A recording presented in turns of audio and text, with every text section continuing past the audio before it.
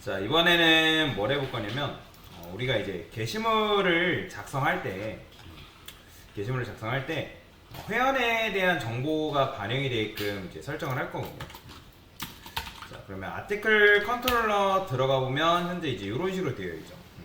그리고 여기 보면 게시물 작성도 마찬가지고, 그 다음에 쇼리스트, 뭐 쇼디테일, 뭐 이런 것도 마찬가지고, 그러니까 이 로그인 되지 않은 이상 요 기능들 같은 경우는 사용을 못하게끔 이제 막아 주시긴 해야 됩니다. 그죠? 그렇잖아요. 유저 아티클 라이트, 그 다음에 뭐 유저 아티클 리스트, 뭐 유저 아티클 뭐 디테일, 얘네들은 그러니까 로그인 되어 있지 않으면 당연히 사용할 수 없는 기능들인 거잖아요. 그죠? 그래서 여기다가 뭐라고 쓸 거냐면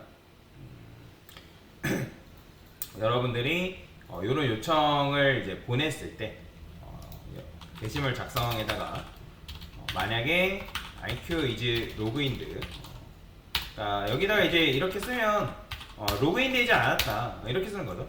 로그인 되지 않았다. 느낌표 반드시 붙여줘야 됩니다. 로그인 후 이용해주세요 라고 이런 식으로 각각 이제 좀 써주도록 하겠습니다. 자, 얘뿐만 아니라 이제 do write 뿐만 아니라 누구도 마찬가지냐면 이제 쇼 디테일도 쇼 디테일 말고 게시물 수정하는 부분 요거죠. 그죠? do modify 하는 부분도 마찬가지고요. 그 다음에 do delete도 마찬가지. 자, 일단 이런 식으로 이제 써주기로 하고요. 자, 그 다음에 이제 아까 말씀드렸던 것처럼 우리가 이제 게시물을 쓸 거 아니에요. 그죠? 로그인한 회원에 대한 정보가 게시물, 등록 게시물에 등록되게끔. 그러니까 이런 식으로 구현을 해야 된단 말이에요. 그러면 현재 지금 이제 멤버 테이블 안에는 뭐가 있냐면 아이디, 그 다음 유저네임, 패스워드 네임 정도가 있어요. 근데 이제 아티클 테이블 같은 경우는 뭐가 있어요? 자, 얘 같은 경우는 아이디, 그 다음에 서브젝트 컨텐츠 요 정도만 있단 말이에요. 자, 그러면 이제 이 아티클 테이블 안에다가 뭘 추가를 해줘야 되냐면 멤버 아이디를 추가를 해줘야 됩니다. 멤버 아이디. 그러니까 멤버 아이디를 추가해주는 이유는 뭐냐면 우리가 조회를 할 때도 마찬가지고 어떤 데이터를 작성할 때도 마찬가지지만 지금 이제 아티클 게시물 테이블 있죠? 아티클. 그 다음에 이제 멤버 테이블이 우측에 있다고 그냥 가정을 해볼게요. 멤버. 자, 일단 뭐 크리에이트 데이트랑 뭐 그런 것들은 공통적으로 가지고 있으니까 일단 아이디로 그냥 따져봅시다. 뭐 아이디, 그 다음에 뭐 제목, 그 다음에 내용, 그 다음에 얘는 뭐 얘도 마찬가지 아이디 가지고 있고, 그 다음에 뭐 유저네임, 그 다음에 패스워드, 뭐 그 다음에 네임, 뭐 이런 식으로 가지고 있죠. 그죠? 현재 데이터가. 그럼 얘가 이제 아이디고, 그 다음 아까도 말했던 것처럼 얘가 이제 뭐예요? 서브젝트고, 그 다음에 얘가 컨텐츠잖아요. 컨텐츠. 그 다음에 멤버 같은 경우도 아이디가 있고, 그 다음에 얘도 이제 마찬가지로 얘는 이제 유저네임, 유저, 그 다음에 뭐 패스워드, 그 다음에 여기 네임 이런 식으로 있단 말이에요. 그러면 여러분들이 만약에 이 멤버에 대한 이름을 여기다가 저장을 하게 되면 어떤 일이 발생할까요? 자, 여기서 이제 여러분들 이 회원에 대한 정보를 아티클에다가 기록을 한다 했을 때, 그 기록을 했을 때 여기다가 만약에 아까도 말씀드렸던 것처럼 우리가 이름으로 저장을 하게 되면 어떤 일이 발생할까요? 이게 네임이래요. 네임. 그러면 이 멤버의 네임은 바뀔 수 있을까요? 없을까요? 여러분들? 바뀔 수 있죠. 그죠? 그렇잖아요. 회원 이름은 만약에 이제 뭐 여러분들이 개명을 엄청 자주 할 일은 없겠지만 사람이 개명을 했어요. 근데 이 사람이 쓴 글이 예를 들어서 한두 개가 아니에요. 한두 개가 아니고 한 100만 개의 글을 이 사람이 썼대요. 혼자. 욕심쟁이여서. 그러면 뭐 댓글도 엄청 이제 키보드 워리어여가지고 이 사람이 어쨌든 댓글을 막 엄청 단 거예요. 자, 그러면 이제 그 사람의 이름이 바뀌면, 그러면 이름이 바뀌면 어떻게 되겠어요? 이게 네임이 아니어도 닉네임이라도 똑같아요. 그러면 이게 네임으로 여러분 저장을 해버리면 이 사람의 이름이 바뀌었다. 그러면 아티클에도 그게 반영이 돼야 되잖아요. 근데 자동으로 반영되나요? 아니에요. 자동으로 반영되지 않습니다. 그러니까 여기가 수정됐다 해가지고 여기가 같이 수정될 거라고 생각하면 안 된다라는 거예요. 그러면 여러분들 여기가 수정됐기 때문에 그거에 맞는 이름 다 찾아가지고 이걸 다 수정해줘야 된다는 거예요. 이해가 될까요? 근데 이 네임 같은 경우는 닉네임도 마찬가지겠지만 중복이 보통은 안 되죠. 근데 만약에 어떤 사이트에 잘못 허용해가지고 중복된 닉네임을 허용해버렸어요. 그러면 그 중복된 닉네임을 허용해가지고 그것도 바꾸는데 뭐예요? 이 사람이 정확하게 쓴 글이 뭘 쓴 건지 알 수가 없잖아요. 그죠? 알아보기 쉽지 않겠죠.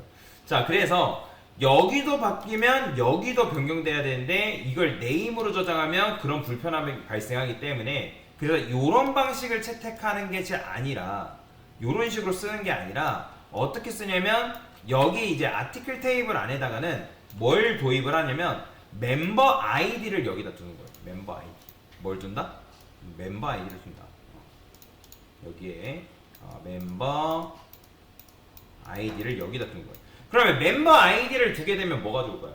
그러니까 게시물을 작성할 때 그 아티클의 멤버 아이디에 뭘 저장해 주는 거예요? member의 아이디를 여기다 저장해 주는 거예요. 이해가 될까요? 멤버의 아이디. 그러면 얘 입장에서 얘는 뭐가 되는 거예요? 참조 키가 되는 거예요. 참조 키. 참조 키. 그러니까 외래 키라고 보통 얘기를 하죠. 그죠? 외래 키라고 얘기를 하는데 아직 이제 우리가 실질적으로 DB에서 외래 키 설정은 안 했거든요. 외래 키 설정 일부러 안 했어요, 제가. 그러니까 외래 키를 따로 설정해 주는 방법이 있긴 한데 일부러 안 했습니다. 왜 그러냐면 나중에 여러분들이 스프링부트 가면 데이터베이스 사용할 때 여러분들 JPA라는 걸 쓸 건데 이 JPA라는 걸 쓰면 외래키 설정이 알아서 돼요. 자동으로 됩니다. 그러니까 보통 외래키를 포린키라고 얘기하는데 포린키가 알아서 세팅이 돼요. 그래서 제가 일부러 안 알려드렸거든요. 근데 이제 만약에 여러분들이 이제 외래키를 걸려면 그러니까 뭘 걸어줘야 되면 요런 키를 걸어줘야 돼요. 요런 게 있습니다. 이게 외래키에 대한 제약 조건인데 그러니까 테이블을 여러분들이 작성한다 하면 이 아티클 테이블 설계할 때 어떻게 이제 설계를 해줘야 되냐면 이런 식으로 설계를 해줘야 돼요. 이렇게.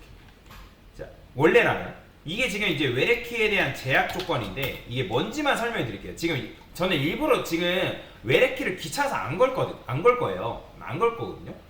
왜냐면 나중에 어차피 걸 거기 때문에 지금은 안 걸 겁니다. 자, 근데 이제 외래키를 여러분들 건다고 하면 실제로는 어떻게 거냐면 요렇게 걸어요. 요렇게. 자, 이 constraint라는 거는 이건 뭐냐면 그냥 이름이에요. 이름. 요거 안 써도 돼요. 요거 생략할 수 있습니다. 생략 가능해요. 근데 이제 이 녀석이 그냥 간단하게 뭐냐면 제약 조건에 대한 이름이에요. 그러니까 요거 이름 자유롭게 바꿀 수 있다는 거예요. 그러면 FK가 뭐냐면 포린키거든요. 아티클 멤버라는 거는 아티클 테이블과 멤버 테이블 간의 외래키다. 어떤 게? 요게. 그러니까 요거에 대한 설명이에요. 설명 그냥. 그러니까 요거는 생략 가능해요. 가능하다. 그래서 요거는 이름 얼마든지 바꿀 수가 있다라는 거. 자, 그러면 포린키 멤버 아이디, 레퍼런스드 멤버 아이디 뭐 이런 식으로 되어 있는데, 그러면 이게 뭐냐? 이거는 이제 여기 포린키 멤버 아이디 딱 뭐겠어요? 아티클 테이블의 멤버 아이디 컬럼에 이거는 외래키다. 즉 아티클 테이블 안에 멤버 아이디가 있는데 이 멤버 아이디는 외래키다라는 걸 이제 설정을 해준 거예요. 그러면 외래키라는 건 이 녀석이 참조하는 아이디가 존재한다라는 거란 말이에요. 참조하는. 즉 사람이 어떤 특정 사람이 로그인했다. 그 로그인한 사람이 게시물을 썼다. 그러면 그 사람이 뭐 1번이에요. 그러면 1번에 대한 그러니까 1번이 멤버 아이디에 들어가 있단 말이에요. 그러면 이제 이걸 가지고 회원의 아이디가 1번인 녀석과 뭐예요? 매칭이 되는 거예요. 매칭. 자, 그러면 레퍼런스 이제 멤버라고 되어 있는데 이것도 봐요. 멤버 테이블에 아이디 칼럼을 참조한다. 아까 말씀드린 참조키라고. 외래키를 다른 말로 참조키라고도 얘기한단 말이에요. 그럼 누구 걸 참조하냐는 거예요. 누구 거. 바로 멤버 테이블에 아이디를 참조한다. 아이디를 참조한다. 자, 그래서 요걸 해석하면 요렇게 해석할 수 있어요. 얘를 어떻게 해석해주냐면 아티클 입장에서 멤버 아이디는 반드시 멤버의 아이디에 존재하는 값이다. 그러니까 멤버 아이디가 반드시 있어야 되는 거, 없으면 안 돼요. 이거는 아티클 테이블의 멤버 아이디에는 멤버 아이디가 반드시 있어야 된다. 게시물 작성할 때, 그죠? 게시물 작성할 때 그냥 쓰면 안 된다는 거예요. 자, 그 다음에 on delete cascade, on update cascade라는 게 이게 뭐냐면 이게 좀 어렵죠. 자, 이 on delete cascade라는 거는 얘는 이거예요. 이 뜻이에요. 부모가 부모. 그러니까 여기서 말하는 부모라는 건 멤버를 말하는 거예요. 멤버. 아티클 입장에서 참조하고 있는 대상이 그러니까 부모 테이블인데 그 부모 테이블이 멤버란 말이에요. 그러면 부모가 삭제되면 자식도 같이 삭제됩니다. 자, 그러면 부모가 삭제될 때 자식도 같이 삭제된다는 게 무슨 말이냐면 자, 이런 거예요. 자, 게시물이 있는데 게시물 있어요. 현재. 그러면 1번 회원이 1번 글을 작성했어요. 1번 글 작성. 자, 그 다음에 1번 회원이 2번 글 작성했어요. 자, 1번 회원이 여러 글 작성할 수 있잖아요. 그죠? 그럼 2번 회원이 예를 들어서 3번 글을 작성했어요. 자, 근데 1번 회원이 어떤 이유로 탈퇴를 했네요. 회원 탈퇴를 했어요.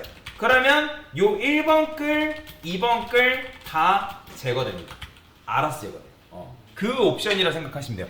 즉, 내가 삭제되면 내가 삭제됐다 해가지고 그 글까지 남아있는 게 아니라 그 글까지 같이 삭제되는 거예요. 그러니까 인스타그램 생각하면 돼요. 여러분, 인스타그램 내 계정 삭제되면 당연히 어떻게 되겠어요? 내가 남긴 인스타 피드들 당연히 다 삭제돼야 되는 게 정상인 거죠. 그죠? 그런 거라고 생각하시면 돼요. 그게 바로 뭐냐면 on delete cascade다 라고 여러분들이 이해를 하시면 돼요. 그러니까 카스케이드라는 것이 이게 뭐 어떤 뜻을 의미를 하고 있냐면 뭐 종속되다 뭐 이런 식으로 이제 되어 있는데 같이 연관되어 있는 녀석들을 같이 제거하겠다 그런 의미예요. 같이 제거하겠다 현재. 그러니까 on delete cascade다니까 종속되어 있는 거를 삭제하겠다 그런 의미란 말이에요. 그러면 update cascade라는 건 뭘까요? 얘는 느낌상 뭐겠어요? 부모가 수정되면 자식도 같이 수정된다는 거예요. 즉 부모의 닉네임이 변경됐어요. 그죠? 그러면 부모의 이거는 이제 요거의 예시는 요거고 자 이거고 자 이거 같은 경우는 뭐예요? 아까도 말했던 것처럼 그러니까 처음에 부모의 닉네임이 회원의 닉네임을 할게요. 닉네임이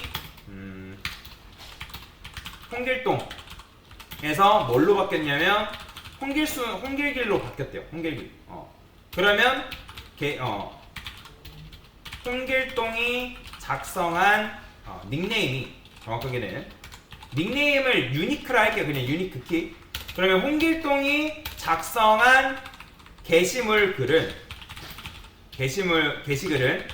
게시글의 닉네임도 뭐예요? 홍길길로 변경된다. 이렇게 이해하시면 돼요. 홍길길. 자, 요게 바로 뭐냐면 외래키를 걸었을 때의 의미다라고 여러분들 생각하시면 되거든요. 자, 그러면 여기서 핵심은 뭐예요? 그러니까 여기서 우리가 지금 어쨌든 해야 되는 거는 뭘 도입을 해야 된다? 멤버 테이블 안에다가 그러니까 멤버 테이블이 아니라 아티클 테이블 안에다가 뭘 넣어야 된다? 바로 멤버 아이디를 집어넣어야 된다라는 거예요. 자, 그러면 멤버 아이디 어떻게 집어넣어요? 자, 멤버 아이디 같은 경우는 우리가 지금 테스트 데이터 지금 그냥 진행하고 있으니까 여기다가 이거를 이제 좀 수정을 좀 많이 해야 되겠네요. 자, 심플DB 테스트 있죠? 심플DB 테스트 안에다가 이제 요거를 좀 변경해야 되는데 일단 이제 변경하기 전에 일단 영상을 끊고 진행하겠습니다.